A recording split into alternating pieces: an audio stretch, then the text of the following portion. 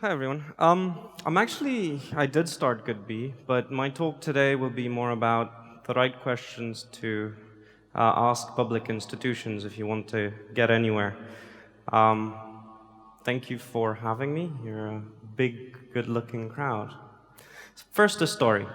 A meeting is about to take place at the Ministry of the Economy. A delegation from a EU country's Chamber of Commerce drives in past the big, unrefurbished building overlooking Cala Victoriei. The grand offices are forgotten behind a piece of cloth. This used to be the Central Planning Committee.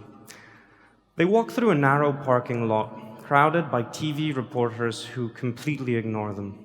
As they make their way, a Secretary of State exits the building, and the crowd surges towards the harried official, shouting, "Why are you breaking up our country's industrial conglomerates? Why are you allowing a TV presenter to participate in the auction?" The visitors are bemused by the jovial tone of such serious questions. In fact, the whole thing seems more like a pageant than a press conference. The Secretary of State starts answering. The answers are unsurprising and rehearsed. It's an explanation of procedure rather than motive. The group of visitors are finally allowed to make their way into the building, into the dark offices and into an ultra-modern meeting room where obviously no one of any importance can meet them because any public official would be busy with a press fallout.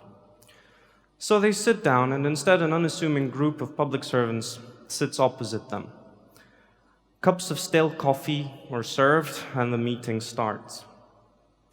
"We'd like to bring the largest light bulb manufacturer in Romania. We're looking for a country in Eastern Europe where we can build production facilities and hire thousands.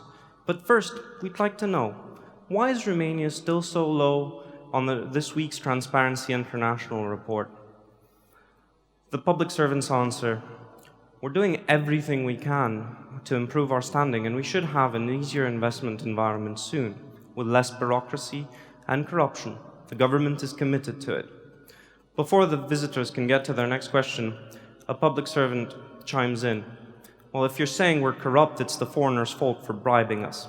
I'm not making this up, I actually heard this in a meeting.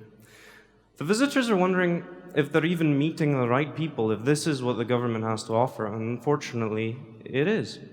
Trying to get their goodwill back, they say, by setting up in Romania, we'd bring other businesses here, and we'd promote Romania to many of our partners internationally.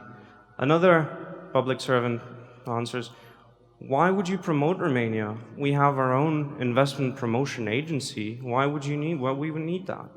Still looking annoyed, he launches into a practice presentation about our talented labor force, our low wages, our proximity to the rest of Europe. The delegation knows all this, but they listen politely. And then they ask, "Yes, but what's special about the fiscal facilities you offer in this country for new investment?" Another public servant interrupts, "That's not our department at all. That's the Ministry of Finance. If you want to know about that, ask them. But be sure to get the right consultant, because not all consultants can get you the state aid you're looking for." You'll notice a few things about this meeting. It didn't go well. And no, at the end of the day, they didn't invest in Romania. You really couldn't tell what the public servants were thinking. There seemed to be no goodwill. And lastly, and most importantly, all the questions were why questions from the reporters or the delegation, not how questions. Now, this wasn't exactly a real meeting. It was a composite of many meetings that I'd been part of, and a lot of this was quoted verbatim for these meetings. I don't mean to caricature civil servants. Some of them are very, very hardworking, even good negotiators. I should know, until very recently, I was a public servant working for the Ministry of the Economy. Now, as you know, the ministry is a very opaque institution, has very few ways to interact directly or meaningfully with the electorate. It's run by politicians, but staffed by civil servants. It manages the state's holdings in industrial companies. It takes care of industrial policy. Mostly it handles foreign trade promotion. When I joined, it was a lot like joining a corporation, except there's a bit too much politics in politics. and the coffee was awful. To be fair, I was more of a free-range public servant. I was the counselor to the Minister for the Business Environment, charged with everything to do with improving our interaction with foreign investors. I structured privatizations, received countless business delegations like the one I've described, and represented our country in international meetings, including with the IMF. I even got to draft a couple of laws. Unusually for this position, I had no political affiliation. Having been in the private sector, as you've heard at the beginning, I just wanted to know what it was like and what made this black box tick. To many, it's a den of thieves, an accusation which may be fair to some extent, but it seriously completely detracts from any meaningful discussion with the outside world, mainly because public servants assume that they're being perceived as corrupt. So they want to prove that they're the only honest person in the room. This leads to a lot of bad cop, worse cop type interactions. And you can hear that during the meeting I've just mentioned. I'm even meaner because I'm more honest. Now, transparency is often the best antidote for corruption. Sunlight is the best disinfectant. But when you think that you're being perceived as corrupt, when you think you're the only honest person in the room, your idea is that sunlight will help weeds grow. Your idea of transparency is completely skewed. So we had to decide during a meeting on how to negotiate an important restructuring contract. Thankfully, that's not on TV yet. I asked to publicly disclose our minutes, everything that was said during the meeting. I asked to at least publicly disclose the names of the negotiating team that I was part of. But no, they'll know exactly who to bribe if we do that. Now, that was a heartfelt answer. We don't get transparency for fear of further corruption. As Adam Michnic said, a country in which everyone assumes the worst about everyone, where policemen, judges, school teachers are paraded in handcuffs for the evening news, is not a free country. And unfortunately, private groups, consultative bodies, lobbyists, they know how to work the system to their advantage. Private capture happens through threats as much as it does through incentives. If you don't do as I say, I will shame you, your institution, and you will be branded as corrupt, was actually something that was said to me. Laws are written on this basis. Consultation happens through requesting written points of view. If the point of view is harsh enough or threatening enough, then it might be noticed. This isn't great for bringing new ideas from the private sector. There is no doubt in my mind that this is the time of most political engagement in Romania. We have the most intelligent, sophisticated voices asking for change. On one side, we have the attention of international organizations, the coercion of their goals. On the others, we have NGOs that are more focused and more representative, as Chris said. Journalists, individuals, corporations, and groups of corporations scrutinize every step of the decision process. We even have the first televised privatization. God knows how that went. But the attention is asking too much of a black box. The question we should be asking is not why, but how. If you ask why, you get posturing, you get shrugs. At worst, you offend. Instead, when you deal with an institution like this, just ask how. If you ask how, you change tools, procedures, systems that actually endure political change. I know this because I've seen enough tools and procedure from the 70s to know that they outlast any government. If you decide to use a tool and you impose a tool, you inherit the philosophy of those that designed the tool. The light bulb meeting, what will happen after this? It gets documented, it gets reported, and it gets left in an archive somewhere. At best, the name of the company we saw would have been kept under a heading saying, interested to invest in Romania.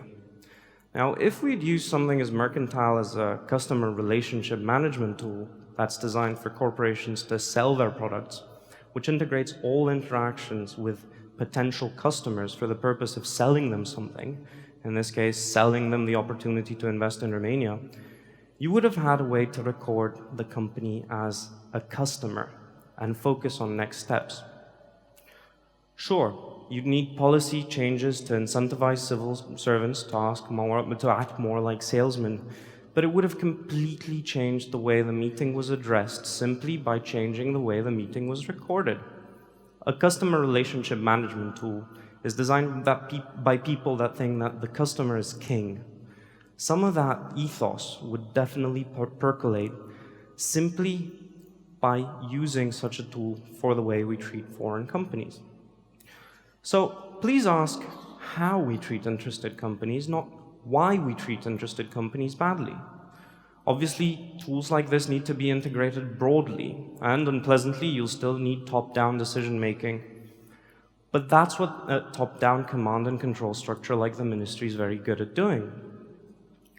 If laws are commented on by sending threatening faxes, email messages, or letters, and the most threatening letter gets the most attention, you get the lowest common denominator. We could use something like an open source model of writing software, something like collaborative access throughout the consultation period, like a Wikipedia page, where you can track changes and focus on the document on its entirety, highlight dependencies on other laws, become productive. Now, I'm not saying that we should use open source lawmaking, but how you ask a broader public to contribute makes a huge difference on its own. It's better than what we have now. Some of the ethos of collaborative openness gets absorbed into the mindset of that black box. So please ask how laws are written, not why they are written, when you interact with a civil servant. By asking how, you don't get into an ideological discussion that the people on the other side of the table are not suited to having anyways, but you start interacting constructively. The biggest source of frustration in the ministry were the unwritten political laws. Unwritten political rules that affect everyone, especially in the way that you choose management positions for the biggest state-owned companies. State-owned enterprises management is assigned to parties based on political results. Some such rules are just as frustrating to people inside as they are to people outside. But in order to undermine such unwritten laws, start with shy how questions. How often does the job description change for a management position in a state-owned enterprise? Does it change right after elections? Does it change right before elections? How do you pick the interviewers who interview for such a position? Let me finish on a more positive note. The guidance that's set out in EU goals, say like the EU 2020 strategy, which involves cutting red tape, improving transparency, promoting entrepreneurship, helping small and medium enterprises, those are principles that are in the mind of even the most obstinate of my colleagues at the Ministry of the Economy. When you ask for change, ask about the gray, boring procedures, and you will get much further in any public bureaucracy. So, if you yourselves get to go to the ministry, please ask how the coffee is made, not why it's such a bad cup of coffee. Thank you very much.